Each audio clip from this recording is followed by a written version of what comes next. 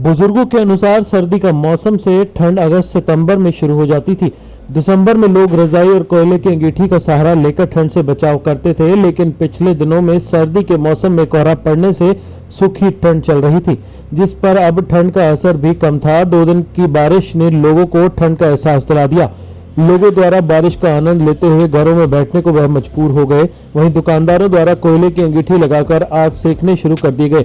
दुकानदारों ने बताया कि ठंड से ग्राहकों की आवाजाही कम हुई है, जिससे कि दुकान की सेल भी कम हो गई है। दूसरी तरफ कोरोना महामारी ने भी दस्तक दे दी है, जिससे कारोबार में काफी प्रभाव पड़ा है।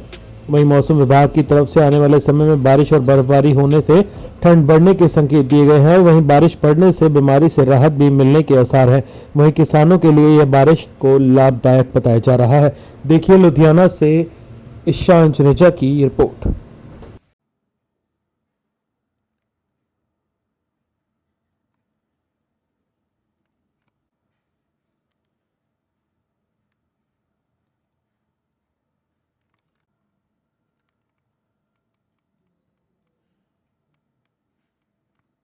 ਕੀ ਨਾਮ ਹੈ ਤੁਹਾਡਾ ਜਿਹੜਾ ਕਿ ਦੇਖਿਆ ਗਿਆ ਕਿ ਬਰਸਾਤ ਸਟਾਰਟ ਹੋਈ ਆ ਔਰ ਜਿਹਦੇ ਮੌਸਮ ਬਰਸਾਤੀ ਹੋਣ ਕਰਕੇ ਕਿੰਨਾ ਕੁ ਕਾਰੋਬਾਰ 'ਚ ਅਸਰ ਪਿਆ ਹੈਗਾ ਔਰ ਜਿਹੜੀ ਆਵਾਜਾਈ ਨੂੰ ਕਿੰਨਾ ਕੁ ਇਹਦਾ ਅਸਰ ਪਿਆ ਹੈਗਾ। ਹਾਂਜੀ, ਮੇਰਾ ਨਾਮ ਰਜਿੰਦਰ ਕੁਮਾਰ ਹੈ ਜੀ ਤੇ ਮੈਂ ਕਹਿਣਾ ਚਾਹਾਂਗਾ ਕਿ ਜੋ ਇਹ ਸਰਦੀ ਦਾ ਮੌਸਮ ਹੈ, ਬੇਮੌਸਮਾ ਜਿਹਾ ਜਿਹੜਾ ਮੌਸਮ ਚੱਲ ਰਿਹਾ ਹੈ, ਇਹ ਬੇਟਾਈਮੇ ਬਰਸਾਤ ਹੋਈ ਹੈ। ਇਹ ਜਿਹੜੀ ਠੰਡ ਸੀਗੀ ਆਪਣਾ ਅੱਜ ਤੋਂ ਦੇਖਿਆ ਜਾਵੇ 7-8 ਸਾਲ ਪਹਿਲਾਂ ਤੇ ਅਕਤੂਬਰ ਨਵੰਬਰ 'ਚ ਬਹੁਤ ਜ਼ਿਆਦਾ ਠੰਡ ਹੁੰਦੀ ਸੀ, ਜਿਹੜੀ ਕਿ ਉਹ ਠੰਡ ਹੁਣ ਅੱਜ 2022 ਜਨਵਰੀ ਦੇ ਵਿੱਚ ਸ਼ੁਰੂ ਹੋਈ ਹੈ ਔਰ ਬਰਸਾਤ ਦੇ ਕਾਰਨ ਕੰਮਕਾਰ ਨੂੰ ਵੀ ਬਹੁਤ ਬੁਰਾ ਅਸਰ ਪੈ ਰਿਹਾ ਹੈ ਔਰ ਮੌਸਮ ਦਾ ਬੜਾ ਹੀ ਲੁਕ ਜ਼ਿਆਦਾ ਨਹੀਂ ਅੱਗ ਸੇਕਣ ਨਾਲ ਤਾਂ ਜੀ, ਅੱਗ ਤਾਂ ਕਿਸੇ ਟਾਈਮ ਤੇ ਸੇਕੀ ਜਾਂਦੀ ਸੀ ਜੀ। ਹੁਣ ਤਾਂ ਉਹੋ ਜਿਹਾ ਮੌਸਮ ਹੀ ਕੋਈ ਨਹੀਂ ਹੈ, ਉਨੀ ਨਾ ਠੰਡ ਪੈ ਰਹੀ ਹੈ ਜਿਹੜੀ ਠੰਡ ਕਿ ਅੱਜ ਤੋਂ 2 ਮਹੀਨੇ ਪਹਿਲਾਂ ਪੈਣੀ ਚਾਹੀਦੀ ਸੀ, ਜਦੋਂ ਕਿ ਸੀਜ਼ਨ ਲੱਗਦਾ ਸੀ, ਦੁਕਾਨਦਾਰਾਂ ਦਾ ਵੀ ਸੋਹਣਾ ਕੰਮ ਹੁੰਦਾ ਸੀ। ਠੀਕ ਹੈ, ਇਸ ਵਾਰੀ ਸਰਦੀ ਦਾ ਸੀਜ਼ਨ ਬਿਲਕੁਲ ਹੌਜ਼ਰੀ ਲਾਈਨ ਬਿਲਕੁਲ ਠੱਪ ਹੋ ਚੁੱਕੀ ਹੈ ਔਰ ਬੇਵ ਟਾਈਮ ਤੇ ਜਦੋਂ ਠੰਡ ਪਈ ਹੈ ਤੇ ਇਹਦੇ ਨਾਲ ਕੰਮ ਤਾਂ ਬਿਲਕੁਲ ਹੀ ਠੱਪ ਹੋ ਗਏ ਦੁਕਾਨਦਾਰਾਂ ਦੇ। ਕਰੋਨਾ ਦੀ ਜਿਹੜੀ ਮਾਰ ਪੈ ਰਹੀ ਹੈ ਉਹਦੇ ਕਰਕੇ ਕਿੰਨਾ ਕੁ ਫਰਕ ਪਿਆ? ਕਰੋਨਾ ਦਾ ਵੀ ਅਸਰ ਦੇਖੋ ਜੀ, ਪਹਿਲਾਂ ਮਾੜਾ ਜਿਹਾ ਜਿਹੜਾ ਘਟਿਆ ਸੀ, ਮਾੜਾ ਮੋਟਾ ਜਿਹਾ ਹੁਣ ਸੁਧਰਨ ਸ਼ੁਰੂ ਹੋਇਆ, ਹੁਣ ਦੁਬਾਰਾ ਤੋਂ ਉਹੀ ਸ਼ੁਰੂ ਹੋ ਗਿਆ। ਦੁਬਾਰਾ ਸਰਕਾਰਾਂ ਦੀਆਂ ਨਵੀਆਂ ਗਾਈਡਲਾਈਨਸ ਆ ਰਹੀਆਂ ਨੇ ਤੇ ਅਸਰ ਤਾਂ ਪੈਂਦਾ ਹੀ ਹੈ ਜੀ। ਕਿਹਦੇ 'ਚ ਆਪਣੇ ਆਪ ਨੂੰ ਕਿੱਦਾਂ ਸੁਰੱਖਿਅਤ ਰੱਖਣ ਦੇ ਜਿਹੜੇ ਹੁਕਮ ਜਾਰੀ ਕੀਤੇ ਨੇ? ਜੋ ਸੀਗੇ ਆਪਣਾ ਪ੍ਰਸ਼ਾਸਨ ਜੀ ਆਪਣਾ ਗਾਈਡਲਾਈਨਸ ਦਿੰਦੀ ਹੈ ਜੀ, ਉਹਨਾਂ ਦਾ ਪਾਲਣਾ ਕਰਨੀ ਚਾਹੀਦੀ ਹੈ ਔਰ अपने परिवार को सुरक्षित रखना चाहिए उन्होंने। बारिश का मौसम स्टार्ट हो गया है, इसके ऊपर जैसे राहत कितनी की राहत मिली है बच्चों के लिए और बुजुर्गों के लिए? कैसे कैसे इनको सेफ्टी रखनी चाहिए? जैसे बरसात शुरुआत हुई है, पिछले दिनों में सूखी ठंड पड़ रही थी, उससे काफ़ी नुकसान भी बच्चों के लिए था और आने वाले दिनों में अभी बरसात चल रही है, कितना का फ़ायदा हो सकता है बच्चों का और बुजुर्गों के लिए? नमस्कार, मैं doctor Divya ESI dispensary number 1 से आपको नमस्ते कहती हूँ। जो पिछले नवंबर दिसंबर में ड्राई कोल्ड चल रही थी, जिसको हम सूखी ठंड बोलते हैं, उससे काफ़ी दिक्कतें आती हैं बुज़ुर्गों को या बच्चों को। क्या होता है कि सूखी ठंड से ज़्यादा वेज़ोस्पाज़म होता है। वेज़ोस्पाज़म क्या होता है कि जो हमारी खून की नाड़ियाँ हैं वो सिकुड़ जाती हैं। इससे BP का खतरा, स्ट्रोक, हाइपरटेंशन और काफ़ी हार्ट की बीमारियाँ होती हैं। और ऐसे ही छोटे बच्चों में निमोनिया का खतरा ज़्यादा होता है, चेस्ट कंजेशन हो जाती है। अब क्या होगा कि जैसे जैसे बारिश आएगी, ये सूखी ठंड ख़त्म होगी, ये सब चीज़ें से हमें काफ़ी राहत मिलेगी। इन सब से बचने के लिए हम क्या कर सकते हैं कि जैसे हम कपड़े पहनते हैं, मोटा कपड़ा पहनने की बजाय हम ज़्यादा लेयर्स यूज़ कर सकते हैं। क्या होता है, ज़्यादा लेयर्स यूज़ करने से हमारी बॉडी हीट बॉडी में रहती है और हमें ज़्यादा ठंड नहीं लगती, तो ये सब दिक्कतों से हम बच सकते हैं। और जैसे कि हम जानते हैं इंडियन पॉपुलेशन काफ़ी गरीब है, तो वो लोग क्या करते हैं कि रात को अंगीठी लगा लेते हैं। अब अगर लगा रहे हैं अंगीठी तो अच्छी बात है, वार्मथ मिलेगी, लेकिन दरवाज़ा साथ के साथ खोल लेना चाहिए। क्या होता है कि कोल है या कुछ भी है तो उससे कार्बन मोनोऑक्साइड जो है वो पैदा होती है।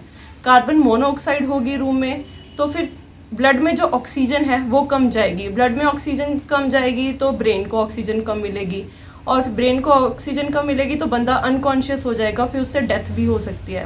तो मैं यही सलाह देना चाहूँगी कि ठीक है, ठंड से बचना अच्छी बात है, रज़ाई में बैठो, ज़्यादा कपड़े पहनो, अंगीठी लगानी है लगाओ, बट दरवाज़ा खोल के रखो और सोने से पहले अंगीठी बाहर रख दो।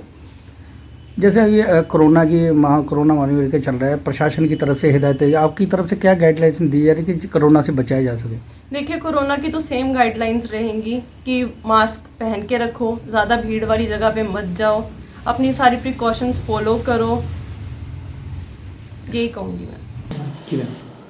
ਜਿਹੜੀ ਸਾਨੂੰ IMD ਤੋਂ ਫੋਰਕਾਸਟ ਆਈ ਹੈ, ਜਿਹੜੀਆਂ ਕਲਾਊਡ ਪਿਕਚਰਸ ਹੈ ਉਹਨਾਂ ਦੇ ਅਕੋਰਡਿੰਗਲੀ ਇਸ ਵੇਲੇ, ਕਿਉਂਕਿ ਪਿਛਲੇ ਦਿਨਾਂ ਤੋਂ ਅਸੀਂ ਦੇਖਿਆ ਹੈ ਕਿ ਥੋੜਾ ਸਾਫ਼ ਮੌਸਮ ਦੇਖਣ ਨੂੰ ਮਿਲ ਰਿਹਾ ਸੀ, ਧੁੰਦ ਵੀ ਘੱਟ ਪੈ ਰਹੀ ਸੀ ਬਟ ਠੰਡ ਸੀ, ਪਰ ਹੁਣ ਵੈਸਟਰਨ ਡਿਸਟਰਬੈਂਸਿਸ ਆਉਣ ਨਾਲ ਵਾਈਡ ਸਪਰੈਡ ਬਾਰਿਸ਼ ਦੀ ਫੋਰਕਾਸਟ ਹੈ। ਇਹ ਸਿਸਟਮ ਜਿਹੜਾ ਹੈਗਾ ਹੈ ਤਕਰੀਬਨ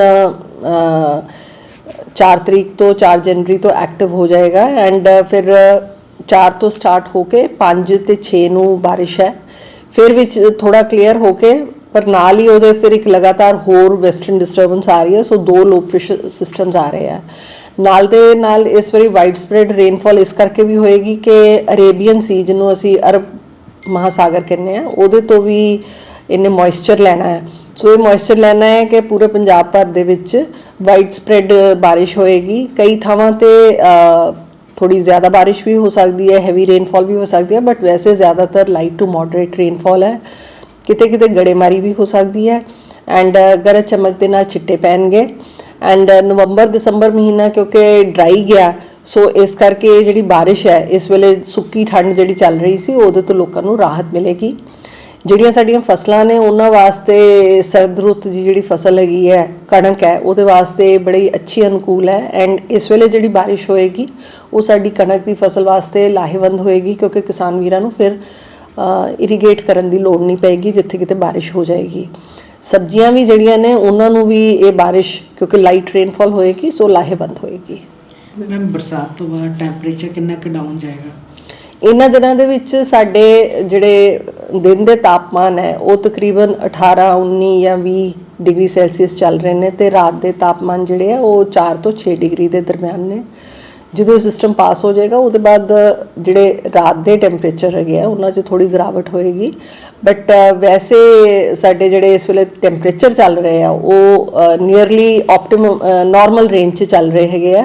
ਇਹਨਾਂ ਦਿਨਾਂ ਦੇ ਵਿੱਚ ਇੰਨੇ ਹੀ ਰਿਕਾਰਡ ਕੀਤੇ ਜਾਂਦੇ ਆ, ਕੋਈ ਰਿਕਾਰਡ ਲੋ ਜਾਂ ਹਾਈ ਟੈਂਪਰੇਚਰਸ ਨਹੀਂ ਹੈਗੇ। ਤੇ ਫੌਗ ਦੇ ਵੀ ਆਉਣ ਦੇ ਦਿਨਾਂ ਵਿੱਚ ਜਦੋਂ ਇਹ ਸਿਸਟਮ ਪਾਸ ਕਰੇਗਾ ਐਂਡ ਕਿਉਂਕਿ ਮੋਇਸਚਰ ਕਾਫੀ ਹੋ ਜਾਏਗਾ ਐਂਡ ਟੈਂਪਰੇਚਰਸ ਲੋਅਰਿੰਗ ਹੋ ਜਾਣਗੇ, ਉਹਦੇ ਬਾਅਦ ਫਿਰ ਥੋੜਾ ਫੌਗੀ ਵੈਦਰ ਆਪਾਂ ਦੇਖਾਂਗੇ।